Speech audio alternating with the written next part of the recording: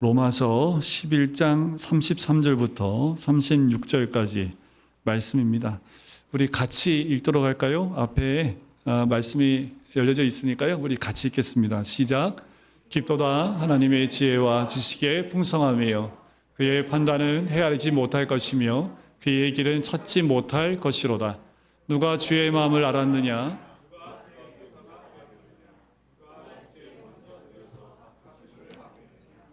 이는 만물이 주에게서 나오고 주로 말미암고 주에게로 돌아갑니다. 그에게 영광이 세세히 있을지어다. 아멘. 저번 주에 우리가 함께 나눈 말씀 가운데 모세가 마지막 하나님께 구했던 한 문장이 있습니다. 그게 뭐였습니까? 주의 영광을 내게 보이소서. 그러면 주의 영광이 뭘까요? 하나님의 영광이 뭘까요? 오늘은 좀 어렵습니다. 그래도 하나님의 영광이 무엇인지는 한번 우리가 이번 기회에 생각을 해보고 정답 말씀에서 잡고 주의 영광 안에서 또 영광을 위해서 기도하는 우리 모든 성도님 되시기를 간절히 소원합니다. 오늘 본문은요, 성경에서 보면 다 주옥 같은 말씀이지만 가장 영광스러운 본문 중에 하나라고 할 수 있습니다.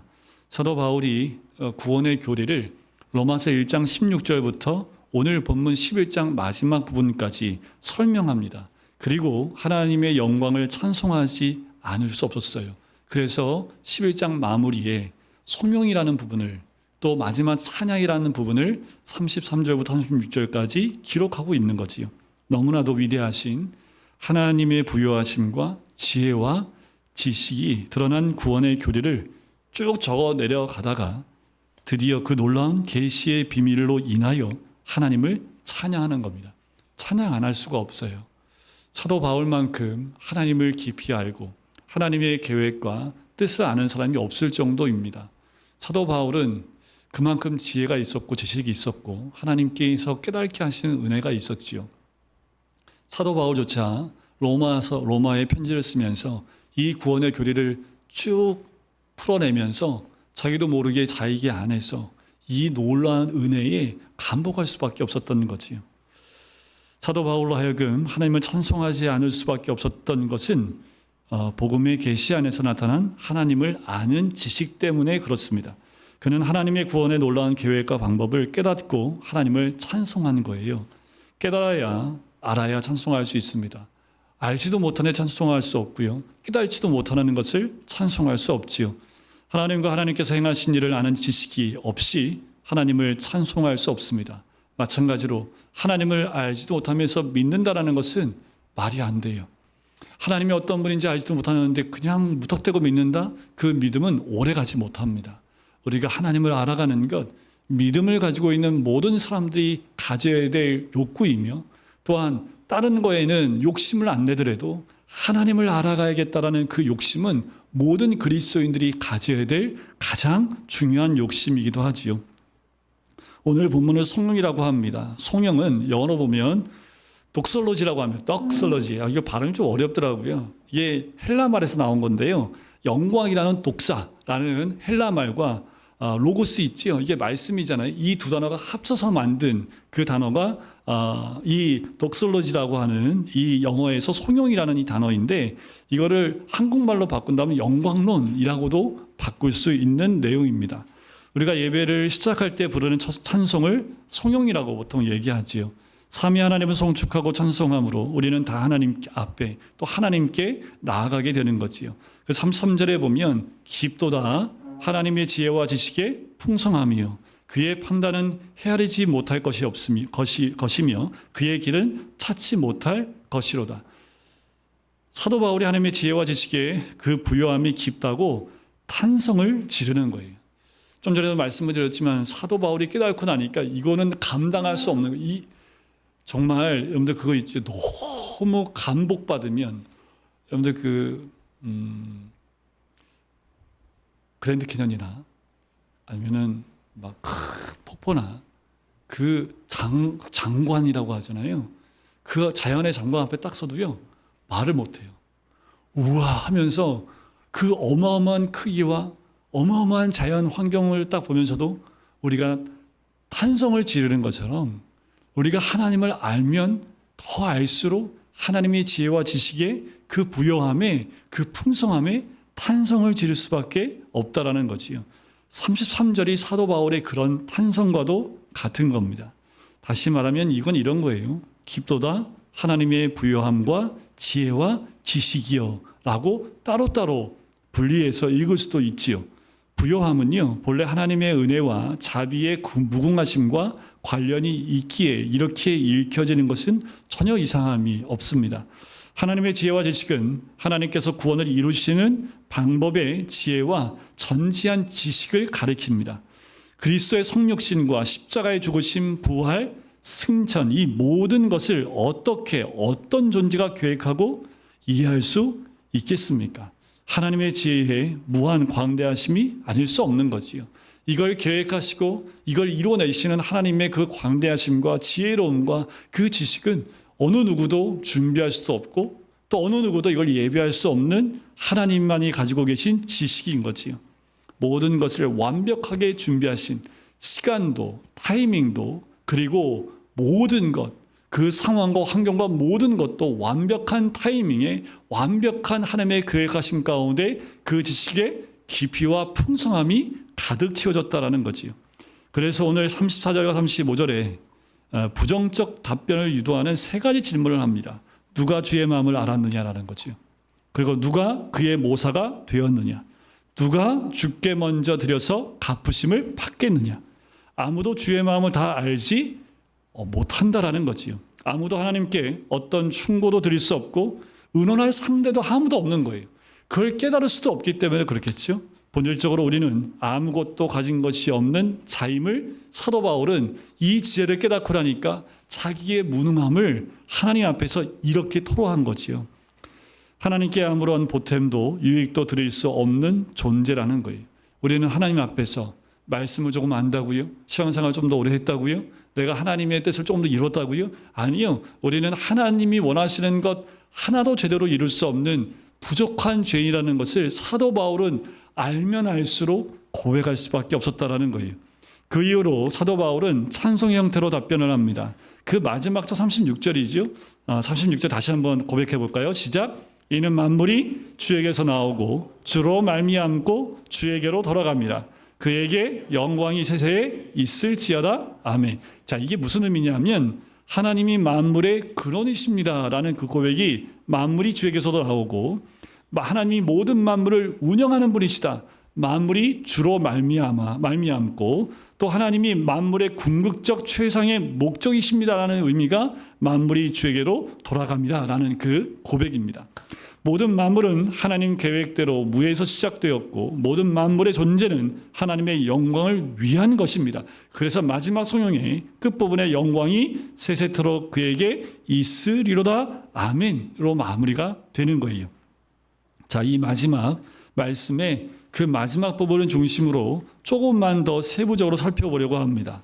성경은 이렇게 시작해요. 태초에 하나님이 천지를 창조하시니라. 하나님은 왜 어떤 목적으로 천지를 창조하셨는가 명확한 진실로 밝히고 있지는 않습니다. 하지만 성경은 하나님께서 천지를 창조하신 목적을 우리가 충분히 알 수 있도록 전체적으로 계시하고 있습니다. 성경 66권 곳곳에 하나님의 창조의 목적과 그 의미를 알려주고 계시다라는 거예요. 그러면 우리가 의당 물어야 하는 가장 본질적이고 가장 중요하며 가장 결정적인 질문, 이 질문이 우리의 입술에 있어야 되고 우리 마음에 있어야 되고 항상 가져야 될 질문입니다. 하나님께서 천지를 창조하신 목적이 무엇인가라는 거예요. 아침에 눈을 떠도 하나님이 이 아침을 창조하신 이유가 무엇인지, 그 목적이 무엇인가라는 질문으로 하루를 시작해야 합니다. 하루를 마감할 때에도 이 하루를 마감케 하신 하나님, 이 어둠을 창조하신 목적이 무엇인가 또 하나님께 기도하고 물어야 돼요. 이것은 이렇게 바꿀 수도 있지요. 우리 인생의 목적도 우리의 존재의 목적도 무엇인지를 묻는 것과 마찬가지예요. 그러면 하나님께서 천지를 창조하신 최상의 궁극적인 목적이 무엇인가의 답을 이제 해보려고 합니다. 천지 창조의 최상의 또 궁극적인 목적은 무엇에 있냐면 하나님의 영광에 있습니다. 하나님의 영광보다 더 높은 목적은 없고요. 이보다 더 궁극적인 목적도 없습니다. 그래서 본문이 뭐라고 얘기하냐면 주에게로 돌아감이라 영광이 그에게 세세히 있으리로다 라고 얘기하는 거예요. 주에게 돌아감이 영광이 그에게 있다라는 것, 바로 하나님의 영광을 위해서 창조의 목적이 여기에 있다라는 거지요. 하나님의 영광보다 더 최상의 목적도, 궁극적인 목적도 존재할 수 없습니다. 제가 존재하는 이유가 뭐예요? 하나님의 영광입니다. 여러분들의 존재 이유가 뭐예요? 하나님의 영광입니다. 저 아이들 존재 이유가 뭐예요? 부모를 위한 게 아니에요. 저 아이들 한 명 한 명 모두 다 하나님의 영광을 위해 존재하는 겁니다. 그 목적이 딱 있으면 어떤 거에도 흔들리지 않는다라는 거지요. 하나님은 하나님의 영광을 위해서 하나님께 영광을 받으시기 위해 천지를 창조하셨습니다. 하나님의 영광이 하나님의 천지 창조의 최상의 궁극적 목적이라면 영광에 대한 성경적 이해를 해볼 필요가 있겠지요. 자, 히브리어로 영광을 의미하는 단어의 뜻이요, 무거움, 위대함, 풍부함 등의 의미를 가지고 있습니다. 그러니까 히브리적 사고에서 영광이라는 것은요, 무거움을 뜻해요. 무거워요. 어마어마하게 무거워요. 묵직한 거예요. 가벼움은 반대말이겠지요. 쓸모없다라는 의미를 갖고 있습니다. 가치 없다라는 의미를 갖고 있어요. 자, 여기 이 말이 어디에 나오냐면 다니엘서 5장에 보면 벨사살 왕의 이야기가 기록되어 있습니다. 자, 벨사살 왕이요, 하나님의 성전에서 탈취해 온 그 금끓은 걸 가지고 와서 막 거기다 술을 따라서 먹고 마시고 막 그렇게 했잖아요. 그 모습을 보면서 하나님이 갑자기 그 벽에 손가락이 나타나서 뭘 막 적어요. 그때 적혀있던 것을 다니엘이 읽습니다. 메네메네 데겔 우바르신이라고 얘기를 해요. 이 아람어였는데 데겔이라는 단어가 뜻이 뭐냐면 무게를 달아보았다라는 뜻이에요. 그러니까 다니엘은 하나님께서 벨사살을 저울에 달아보니 가벼웠다라고 해석을 해준 거지요. 즉 하나님 앞에서 뭐예요? 가치 없고 쓸모없는 존재라는 말이 된 겁니다. 영광이라는 히브리어 단어, 좀 더 확장된 의미로 보면 사람이 가진 내적이며 고유한 성질, 성격에도 적용이 되는데 이때의 의미는 탁월함, 존귀함 또는 존경받을 만한 가치가 있다라는 뜻입니다. 즉 어떤 사람이 인격과 관련해서 그 크기나 아름다움 혹은 이 두 가지가 결합된 탁월함을 가졌다라는 그 말, 이것을 다른 말로 하면 내적인 거예요. 내적 영광인 거죠. 왜 이런 거 있잖아요.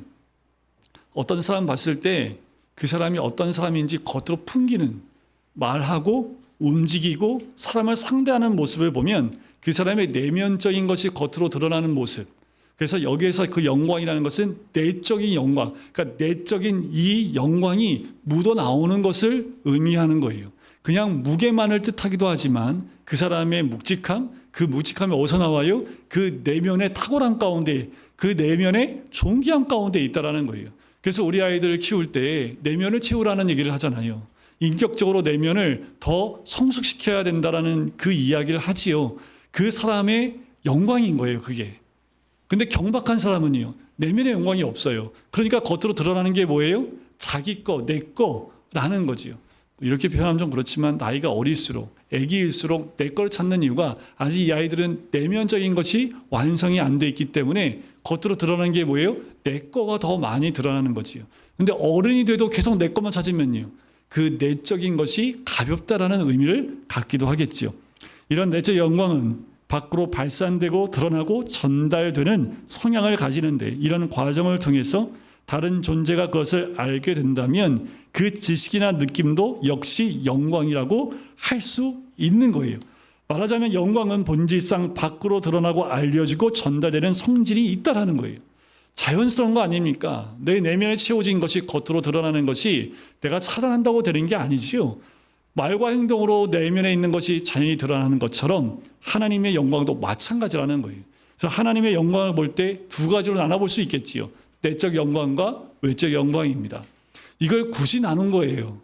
하나님의 영광도 우리가 볼 수 있다는 것은 그 내적인 영광이 충만하기 때문에 그것이 외적으로 드러나는 것을 우리가 객관적으로 바라볼 수 있다는 거지요.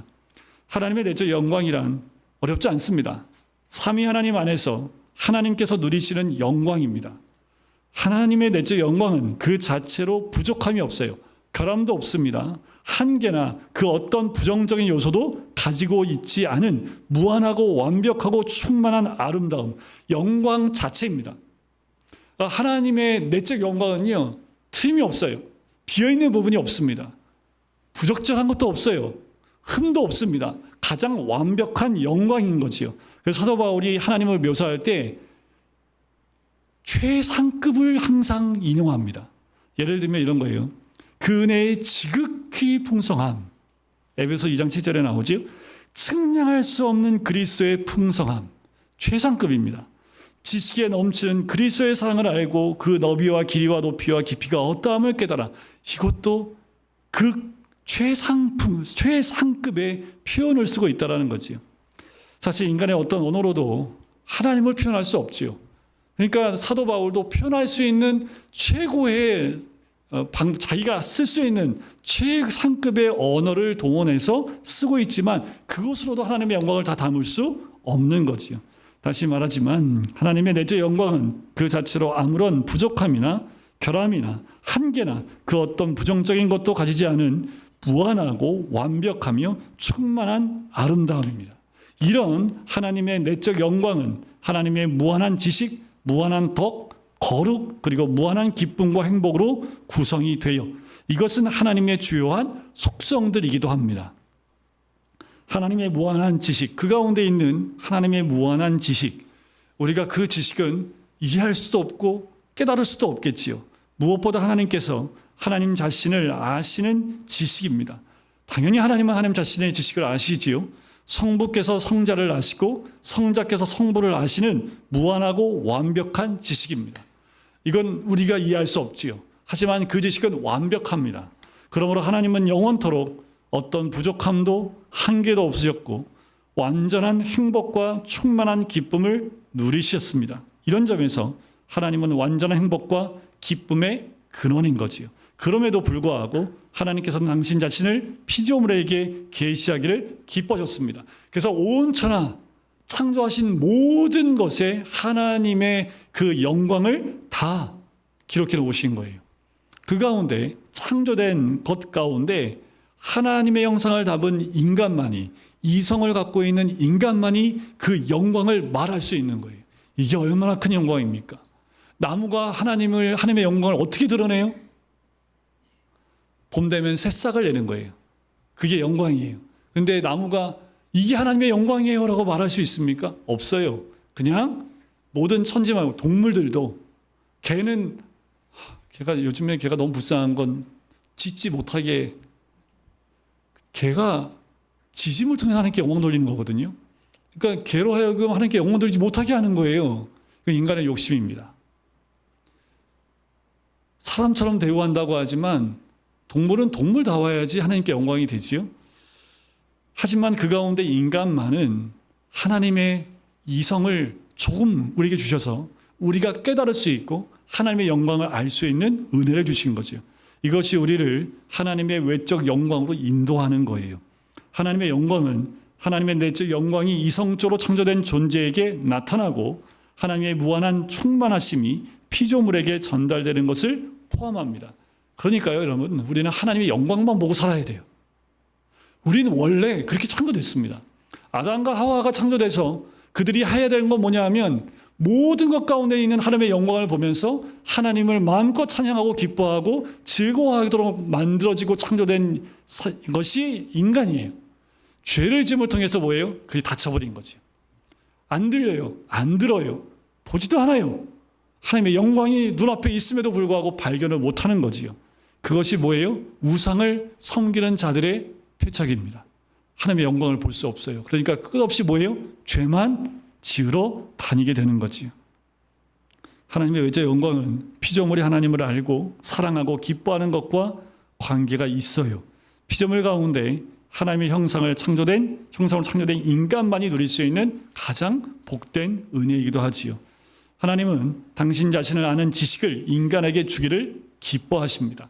그래서 66권의 말씀을 우리에게 주신 거예요. 66권의 말씀을 안 줘도 우리가 원래 잘 깨달으면 66권의 말씀을 주시겠습니까? 지지리도 모르니까. 가만히 놔두면 아예 하나님을 떠나버리니까 한 민족을 딱 택해서 그 민족에게 하나님을 알 수 있는 지식을 넣어준 거예요. 그리고 안 되겠네 해서 이 땅에 누가 오신 거예요? 예수님이 직접 오신 거예요. 그 방법 외에는 하나님의 영광을, 그 지식을 알 수 있게 하는 방법이 없었던 거지요. 하나님은 하나님의 지식을 아는 행복이 최고의 행복임을 아시며 그 행복을 인간에게 주려고 하시는 거예요. 하나님은 피조물이 하나님을 알 때 영광을 받으십니다. 그래서 우리가 하나님의 영광을 알아야 되고 깨달아야 돼요. 왜냐하면 하나님이 피조물에게 알려주심으로써 하나님의 탁월하심이 드러나기 때문에 그래요. 근데 오해하시면 안 돼요. 그렇다고 해서 하나님이 그걸 안 받으셨다고 그 영광이 사라지는 것 아닙니다. 단지 인간의 창조의 목적이 거기에 있기 때문에 인간의 존재 목적이 회복되어지면 자연히 하나님은 영광을 받는 그 자리로 가시게 되는 거지요. 그리고 하나님 그걸 원하시기 때문에 우리를 구원시켜 주신 겁니다. 근데 구원시켜 놨더니 먼짓을 해요. 이스라엘 민족들처럼 다시 우상으로 나가요. 그럼 하나님 어떻게 하셔야 돼요? 다시 우리 회복시켜야 되지요. 회복의 자리가 어디예요? 하나님의 영광의 자리입니다. 하나님의 영광을 보며 찬양하는 자리입니다. 하나님의 영광만을 즐거워하고 기뻐하는 자리에 있는 것, 그것이 우리가 있어야 될 자리라는 거지요. 그래서 하박국 선지자가 했던 말, 대저물이 바다를 덮음같이 여호와의 영광을 인정하는 것이 세상에 가득하리라. 마지막 날 보게 될, 마지막 날 목도하게 될 모습이 바로 이와 같다라는 거예요. 하나님의 영광을 인정하는 것이 세상에 가득하리라. 여러분들 여호와 하나님을 인정하는 것, 여호와 하나님의 영광을 인정하는 것이 여러분들 가정에 가득하시길 주의 이름으로 간절히 축원드립니다.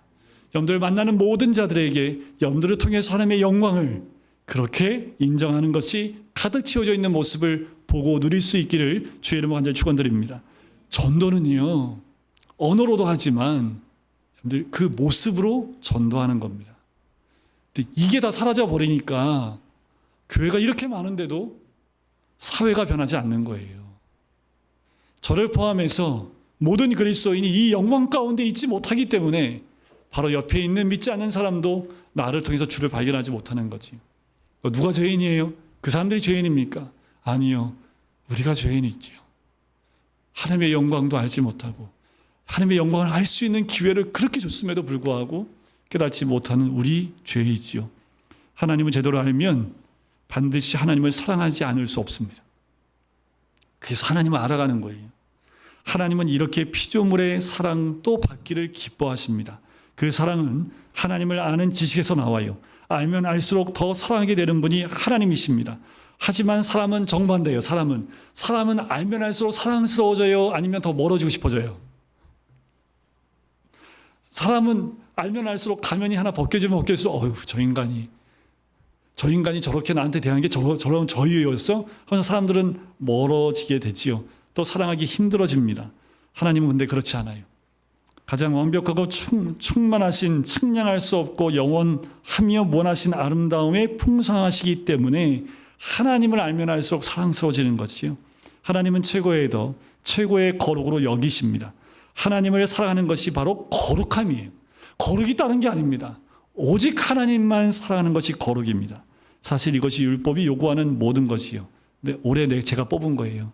내 마음을 다하고 목숨을 다하고 뜻을 다하고 힘을 다하여 주 너희 하나님을 사랑하라 하신 것이요. 그래야 그 다음에 누구를 사랑할 수 있어요? 이웃을 사랑할 수 있는 율법과 선지자의 강령이라는 말씀의 이유가 여기에 있는 거지요. 거룩은 하나님을 사랑하는 거예요. 하나님 사랑하십시오. 거룩해집니다. 거룩은 단순히 율법의 규정을 지키는 바리새인과 같은 모습이 아닙니다. 거룩은 관계성이에요. 여러분 자신을 한번 돌아보셔야 합니다. 우리는 하나님을 알기 때문에 하나님을 사랑하고 있는지 돌이켜봐야겠지요. 하나님을 알고 하나님을 사랑하는 것은 여기서 멈추지 않아요. 필연적으로 하나님을 아는 지식과 거기서 흘러나오는 하나님에 대한 사랑은 하나님을 기뻐하고 즐거워하는 대로 우리를 인도합니다. 이것이 성경이 말하는 참 행복입니다. 하나님을 제대로 알지 못하면, 하나님을 아는 바르고 합당한 지식이 없으면 우리는 하나님을 진정으로 사랑할 수 없어요. 사랑하는 척은 할 수 있습니다. 그렇다면 물론 우리는 하나님을 기뻐할 수도 없겠지요. 죄인이 가질 수 있는 하나님의 영광을 우리에게 주시려고 예수님이 이 땅에 오시고 성자 하나님께서 인간의 몸을 입고 이 땅에 오셨고 또 이 땅에 사셨고 십자가에서 피 흘려 죽으셨지요. 왜 그렇습니까? 왜 이 일이 일어나야 했습니까? 우리로 하여금 하나님의 영광에 참여하게 하시려는 하나님의 열심 때문입니다. 우리에게 하나님의 영광스러운 행복을 확산시키려는 하나님의 말할 수 없는 자비로운 은혜 때문이지요. 이렇게 하나님은 알려주시고 사랑을 받으시고 기뻐함을 받으셔서 피조물인 인간을 행복하게 하심과 동시에 영광을 받으시기를 기뻐하시는 거예요. 그러니까 여러분들 하나님 한 분만으로 기뻐하십시오. 그게 하나님께 영광이 됩니다. 그것이 우리의 존재 목적이 되는 거지요. 자, 인간이 하나님을 알고 사랑하고 기뻐하는 행복이 크면 클수록 하나님과 하나가 되는 연합을 누리게 되는 거예요. 이게 순서입니다. 하나님을 알아요. 알면 사랑할 수밖에 없어요. 사랑하면 기뻐할 수밖에 없어요. 기쁨은 행복으로 연결이 됩니다. 그러면 하나님과 온전한 연합을 누리게 되는 거지요. 인생에서 가장 경험할 수 있는 최고의 연합은 부부관계의 연합이에요. 부부를 그래서 창조하시자마자 부부에 대한 부분들을 말씀해 주신 거예요. 부부가 서로 알고 사랑하고 기뻐하면 그 연합은 깊어지고 누림도 풍성해지지요. 행복이 완전해질 때 연합도 완전해집니다. 하지만 죄로 인해서 인간이 깨졌기 때문에 부부관계에서 이것도 온전치 못하지요. 하지만 연합이라는 것을 객관적으로 우리가 체험할 수 있는 것이 부부의 연합된 모습입니다. 성부와 성자가 완전한 연합을 이루시는 것은 성부와 성자의 관심이 완전히 하나이기 때문에 그래요. 예수님의 소원이 아버지의 뜻이요. 그 뜻을 이루는 겁니다. 아버지의 뜻이 자신의 뜻이었으며 아버지의 소원이 바로 예수님의 소원이셨던 거죠. 그래서 나와 아버지는 하나입니다 라고 이야기하는 거예요. 성자와 성부 사이의 연합이 완전하듯 우리와 하나님과의 연합도 완전해지기를 기도하셨지요. 그것이 요한복음 17장에 나오는 내용이기도 합니다. 자, 오늘 여러분은 하나님과 연합의 행복을 얼마나 누리고 어떻게 누리고 사십니까? 하나님을 알고 알기에 사랑하고 사랑하기에 그분을 기뻐하고 기뻐하는 행복을 누리고 계십니까? 하나님의 뜻이 여러분의 인생의 최고의 뜻입니까? 하나님의 소원이 여러분의 인생의 생명을 내어놓을 만큼 최고로 소중한 소원입니까? 하나님의 목적이 우리의 인생의 목적이 맞습니까? 하나님과 동행하는 것의 전제는 하나님과 연합하는 것입니다. 여기서 기도라는 우리의 주제가 떠오르는 거예요. 기도는 무엇입니까? 기도는 하나님을 아는 자가 하나님을 기뻐하기에 하나님과 연합하는 자리에 있는 거예요. 기도는 의무이기 전에, 기도는 종교적 행위이기 전에, 기도는 기쁨이고 행복이며 그 자체가 영광인 거지요. 그래서 기도하면 더 기도하고 싶어져야 합니다. 그 기도에 나오면 더 하나님의 영화와 영광 가운데 가까이 가는 그 은혜를 누리기 때문에 기도할수록 더 기도해야겠다라는 마음이 들 수밖에 없는 거예요. 예수님께서 성도들에게 기도의 길을 열어놓으셨지요. 모든 죄인들이 믿기만 하면 누구나 들어갈 수 있는 기도의 길이기도 합니다. 그러므로 우리 사랑하는 성도 여러분, 말씀을 통해 그분을 알아가십시오. 그 지식을 통하여 더 사랑하는 자리로 나아가길 원합니다. 그분을 사랑함으로써 그분을 사랑함으로부터 그분을 가장 즐거워하는 그 자리에 머무시길 간절히 소원합니다. 그렇게 우리는 인생의 가장 깊은 감사를 하나님께 드리는 삶을 살게 되는 거지요. 여러분, 기도하는 자리가 이 자리가 되는 거예요. 하나님의 영광 가운데 있는 자리, 또 기쁨과 즐거움 가운데 주와 하나됨의 놀라운 은혜를 누리는 자리. 이는 만물이 주에게서 나오고 주로 말미암고 주에게로 돌아갑니다. 영광이 그에게 세세에 있으리로다. 이 찬양이 우리 기도의 찬양이 되어지고 우리 각자의 믿음의 고백이 되시기를 주님의 이름으로 간절히 축원드립니다.